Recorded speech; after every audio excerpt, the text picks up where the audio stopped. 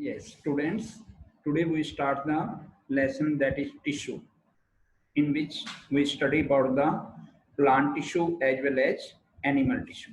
As you know, the cell is the basic unit of life. All living organisms are made up of cell. All living organisms are made up of cell. And the cell in cell the process of differentiation takes place, in which the one cell start to do a particular function. That process is called differentiation. So today a group of cells which perform the particular function in living beings is called tissue. So today we start about the tissue. A group of cells that perform the certain function is called tissue. In multicellular organisms, are all the multicellular organisms are made up of millions of the cells. Cells show division of labor, and each cell perform a particular function efficiently. Such cells are grouped together and is called tissue. A group of cells which perform the a particular function is called tissue. A group of cells that are similar in structure and origin. A group of cells that are similar in structure and origin and perform the similar function. The study of tissue is called histology. The study of tissue is called histology. As you know, all living organisms are made up of cell. A group of cell is called tissue, and group of tissue is called organ, and a group of organ form the system. Cells which contain the particular cell organage and group of tissue, cardiac tissue, muscular tissue, in plants, xylem, phloem, all these are the tissue. And then they form the organ and then the system, digestive system, circulatory system. And the system together form a particular organism. What is the utility of tissue in multicellular organisms? Multicellular organisms have millions of the cells. Each group of cell is called tissue and it performs a special function efficiently. For example, muscle cells or the muscular tissue, which is responsible for the movement in the body, contract and relax to bring movement.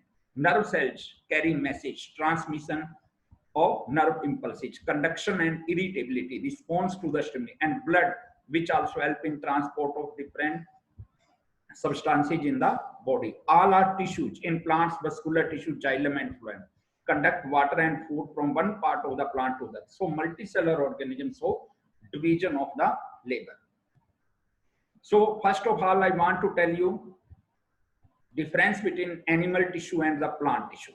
Since animals are mobile, so they require more energy. Hence, more living tissues are required, more energy required by the living tissue. Animal move from one place to another in search of food, shelter, hence they need more energy and they more tissue. Cell grow uniformly distributed. Cell की growth है वो पूरे body parts में होती है. Animal tissue में structural organisation of organ and organ system is more specialised and complex in comparison to plant tissue. Since plants are stationary, they do not require much energy, hence more living tissues are not required. In plants, most tissues provide structural strength. Most of these tissues are dead, provide mechanical strength easily as living ones and need less maintenance. Growth is limited to certain regions. Growth is limited to certain regions. Growth is limited to certain regions. Structural organization of organ is comparatively less. Due difference of structure and function.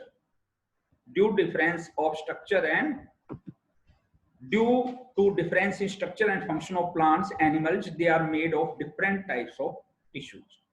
They are made up of different types of the tissues. So first of all, I want to tell you the flow chart of the plant tissues, meristematic and permanent tissue. Meristematic tissue, they have a more power of division, and permanent tissue, mature cell and incapable of cell division. Permanent tissue are of two types, simple and complex. Simple tissue are parenchyma, collenchyma, and sclerenchyma. And complex tissue are xylem and phloem. So now we study them one by one. First of all, I want to tell you about the meristematic tissue or the meristem. The meristematic tissue have a more power of division to form new cells, increase in length and girth of plant, and are found in the growing areas of plant. New cells that are produced by the meristem are similar to the meristrum, but as they grow, their characteristic change and they differentiate. Characteristic: cells are active, living, have dense cytoplasm, thin cellulose walls, prominent nuclei, and lack the vacuole. Vacuole provide rigidity to cells and prevent quick cell division. Cell needs a dense cytoplasm and soft cell wall for cell division. On the types of meristematic tissue of depending on their location, apical meristem growing on the tips of root and stem. Function: increase in the length of the plant and primary growth. And intercalary meristem at the base of the internode, increase in the length of origin like leaves and internodes. Increase in the length of the organ like leaves and the internodes. And lateral meristem found in the woody trees and plants on sides of the stem and roots. Types: cork cambium and the vascular cambium. Increase in diameter, girth, secondary growth, etc. Girth and secondary growths. Then you can recap the what is the unique feature of the meristem. Growth in plant is restricted to certain region. Why growth in plants occurs in what happens to the apical meristem when it loses its ability to divide. Draw a well-labeled diagram to show the various types of meristematic tissue.